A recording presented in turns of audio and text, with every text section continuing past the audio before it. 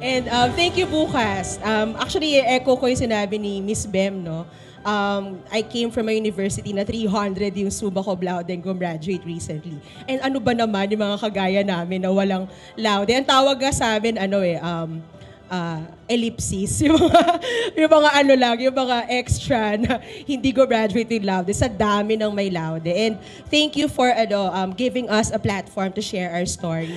Hindi, nakakatawa lang kasi nung binigay itong award na to, para napaisip ako, oo nga, no, parang laging negative yung walang hiya.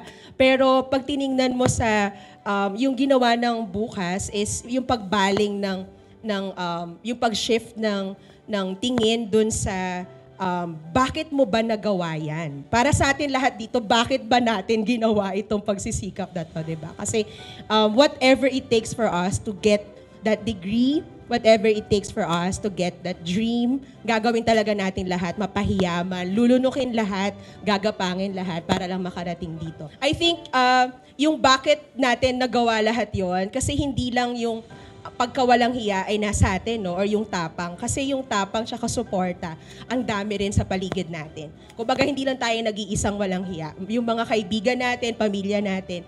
And meron tayong isang Diyos na sobrang, hindi tayo binitawan. Ako siguro madali nang bumitaw. Ang dali na kasi, nagtatrabaho na ako. So, alam na lahat dito ng mga nag-work, no? Parang pag kumikita ka na, ang hirap ng balikan or tapusin yung sinimulan. Pero, dahil may pangarap ka na gusto mong panghawakan, kahit nakakahiyang balikan na yung mga kaklase mo, kalahati na ng edad mo, at yung teacher mo mas bata pa sa'yo, mahirap talaga siya.